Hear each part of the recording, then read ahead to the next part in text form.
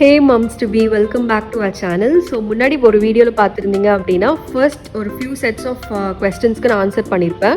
இப்போ நாங்கள் அது கொஞ்சம் நிறைய செட் ஆஃப் கொஸ்டின்ஸ் இருக்கிறதுனால அதை 2 பார்ட்டாக பிரிச்சிட்டோம். இது வந்து செகண்ட் பார்ட். ஸோ வாங்க வீடியோக்குள்ளே போகலாம்.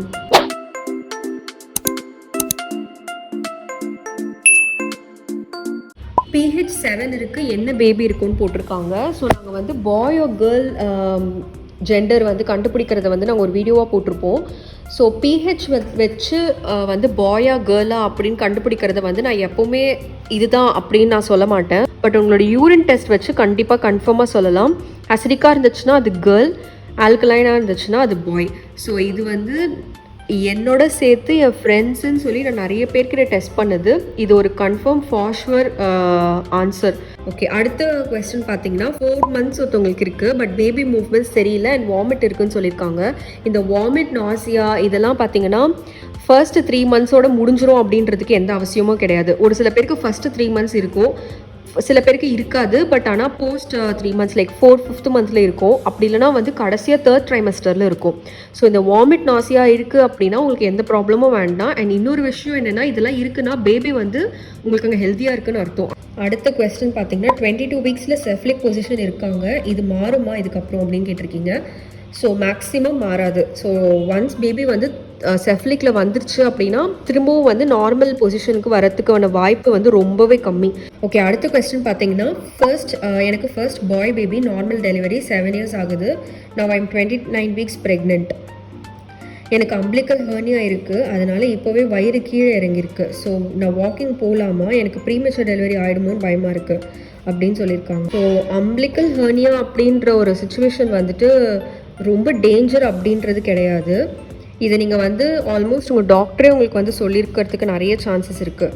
ஸோ வாக்கிங் போகலாமான்னு கேட்டிங்கன்னா கண்டிப்பாக வந்து போகலாம். ஸோ ரொம்ப நான் எப்போவுமே சொல்கிற மாதிரி ஓவர் வேகமாக நடக்காமல் நார்மலான ஸ்பீடில் நடக்கணும்.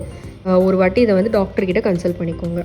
அடுத்த கமெண்ட் பார்த்தீங்கன்னா, can you say how we have normal delivery pain clearly and can you give it as a video அப்படின்னு கேட்டிருக்காங்க. கண்டிப்பாக நான் வீடியோவில் போடுறேன். பட் இது வந்து வீடியோ போடுற அளவுக்கு வந்து இருக்காது. பட் எப்படி பெயின் வரும் அப்படின்றத சொல்ல முடியும் என்னால். ஸோ எனக்கு வந்து நார்மல் கிடையாது, சிசேரியன். பட் பெயின் எப்படி வரும்ன்றதை நானும் டாக்டர்கிட்ட கேட்டிருக்கேன். ஸோ அதனால் கண்டிப்பாக உங்களுக்கு நான் அது தனியாக ஒரு வீடியோவிலே போட்டு காமிக்கிறேன். ஸோ அடுத்த கமெண்ட் வந்து பார்த்தீங்கன்னா 5th monthல லோ லைன் பிளசண்டா அப்படின்னு போட்டிருக்க ஸ்கேனில் இது சரியாகுமான்னு கேட்டிருக்காங்க. பிளசண்டல் பொசிஷன் வந்துட்டு மாறுறதுக்கான சான்சஸ் வந்து இருக்குது. பட் அது வந்து லைக் டெஃபினட்டாக மாறும் அப்படின்றது வந்து ஒன்றும் கிடையாது. ஸோ ஒன்ஸ் உங்களுக்கு பிளசண்டாக ஒரு பொசிஷனில் ஃபிக்ஸ் ஆகிடுச்சுன்னா மோஸ்ட்லி அது அங்கே தான் இருக்கும். ஸோ மாறுறதுக்கான வாய்ப்பும் இருக்குது. இது வந்து டாக்டர் சொல்கிறது தான். லோ லைன் பிளசண்டா அப்படின்றது வந்து கொஞ்சம் மற்ற பொசிஷனை விட இது நம்ம பார்த்துக்க வேண்டிய விஷயம் தான். நெக்ஸ்ட் கமெண்ட் பார்த்தீங்கன்னா 7th month ஆகுது, ஸ்கேனில் பேபிக்கு கிட்னி பெருசாக இருக்குன்னு சொல்கிறாங்க. ஸோ பயமாக இருக்குது, சரியாகிடுமா? பெஸ்ட் ஆப்ஷன், பெஸ்ட் ஆன்சர்ன்னு பார்த்தீங்கன்னா டாக்டர் கன்சல்ட் பண்ணுறது தான். ஸோ உங்களுக்கு 7th monthல பார்த்தீங்கன்னா ஒரு ஸ்கேன் கண்டிப்பாக எடுப்பாங்க. இன்னொரு ஃபுல் க்ரோத் ஸ்கேன் எடுப்பாங்க. அதில் தான் உங்களுக்கு தெரிய வந்திருக்கும். அதில் கண்டிப்பாக உங்களுக்கு டாக்டர் என்ன பண்ணணும்னு சொல்லியிருப்பாங்க.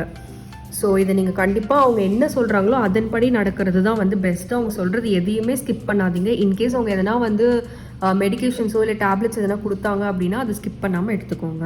அடுத்த கமெண்ட் பார்த்தீங்கன்னா, baby weight gain protein powder சொல்லுங்கள் அப்படின்னு கேட்டிருக்காங்க. ஸோ இது ஒரு டெஃபினட்டாக ஒரு பிக் நோ அப்படின்னு தான் நான் சொல்லுவேன். நான் ஃபர்ஸ்ட் வீடியோஸ்லேருந்தே வந்து சொல்லிட்டு இருக்கேன், ப்ரோட்டீன் பவுடர் வந்துட்டு உங்களுக்கு சஜஸ்ட் பண்ணாலும் சரி, இல்லைனா நீங்கள் எடுத்துக்கணும்னு நினச்சாலும் சரி, தயவு செஞ்சு அதை அவாய்ட் பண்ணிவிடுங்க. இப்போது இதில் வந்து பார்த்திங்கன்னா என்ன வீக்கில் என்ன மந்த் இருக்குன்னு போடலை. பட் ஸ்டில் ப்ரோட்டீன் பவுடர் அப்படின்றது வந்துட்டு பார்த்திங்கன்னா ஒரு நோ ஆப்ஷன் தான் டியூரிங் ப்ரெக்னென்சி. ஸோ ரொம்ப மதர் வந்து வீக்காக இருக்காங்க, இல்லை பேபி வந்து கொஞ்சம் வீக்காக இருக்குன்னா மட்டும்தான் ப்ரோட்டீன் பவுடர் வந்து எடுத்துக்க சொல்லி டாக்டர் சொல்லுவாங்க. பட் அதையே வந்து நான் என்ன சொல்வேன்னா, நீங்கள் எடுத்துக்காமல் உங்களோட ஃபுட்டு டயட்லேயே வந்து அதுக்கான தேவைகள் எல்லாமே வெஜிடபிள்ஸ் நிறைய சாப்பிட்டு நிறைய பால் குடிச்சு அந்த மாதிரி வந்து நீங்கள் nuts and milk, nuts, fruits and vegetables இதெல்லாமே நீங்கள் நிறைய எடுத்துக்கிட்டிங்கனாங்களே நீங்கள் வந்து ஹெல்தி ஆகிடலாம். ஸோ உங்களுக்கு ரொம்ப ஓவர் வீக்காக இருக்கீங்கன்னா மட்டும் ப்ரோட்டீன் பவுடர் எடுத்துக்கோங்க. அதுவும் வந்து டாக்டர் என்ன கொடுக்குறாங்களோ அதை சஜஸ்ட் பண்ணி எடுத்துக்கோங்க. ஓகே, நெக்ஸ்ட் கமெண்ட் பார்த்தீங்கன்னா 5th month ஆகுது, பட் வயிறு வெளியில் தெரியலை, ஏதாவது ப்ராப்ளம் இருக்குமா, மூவ்மெண்ட்டும் தெரியலன்னு சொல்லியிருக்காங்க. ஸோ வயிறு தெரிகிறது பார்த்தீங்கன்னா வந்து யூஸ்வலாக கொஞ்சம் குண்டாக இருக்காங்க அண்ட் கொஞ்சம் தொப்பை இருக்குது அப்படின்னா அவங்களுக்குலாம் சீக்கிரமாகவே வயிறு கொஞ்சம் தெரியும். ஏன்னா ஆல்ரெடி தொப்பை இருக்கிறதுனால பாப்பாவும் கொஞ்சம் வளரும் போது தெரியும். ரொம்ப லீனாக இருக்காங்க, ரொம்ப ஒல்லியாக இருக்காங்கன்னா அவங்களுக்கு வந்து 7th மந்த் அப்போவும் கூட உங்களுக்கு வயிறு ரொம்ப தெரியாது. பட் உங்கள் வயிறோட அந்த டெக்ஸ்டர்லாம் பார்த்தீங்கன்னா கொஞ்சம் ஹார்டாக இருக்கும். அடுத்த கமெண்ட்டும் பார்த்தீங்கன்னா அதே தான் கேட்டிருக்காங்க. ஸோ நிறைய பேர் இதே கொஸ்டின் தான் கேட்டிருக்காங்க. 5th மந்த் ஆச்சு, பேபி மூவ்மெண்ட் தெரியல அப்படின்னு. ஸோ 5th மந்த் ஆனால் தெரியும்ன்ட்டு மேபி உங்களுக்கு எல்லோரும் சொல்லியிருப்பாங்க. பட் கண்டிப்பாக தெரியும் தான். ஸோ நான் முன்னாடியே சொல்லியிருப்பேன், ஃபஸ்ட்டு 2 மந்த்ஸ்லேருந்தே உங்களுக்கு கூட தெரிய ஆரம்பிக்கும். பட் 5th மந்த் ஆகியும் தெரியலனா நீங்கள் ஒன்றும் ஃபீல் பண்ண வேண்டாம்.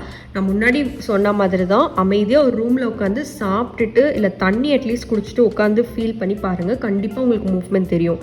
அடுத்தது பார்த்தீங்கன்னா 5th மந்த் அனாமலி ஸ்கேனில் செஃப்லிக் இருக்குது. பட் இன்னும் நவம்பர் டியூ இருக்குது. மேலே போயிருமா கீழே இருக்குமான்னு இருக்காங்க.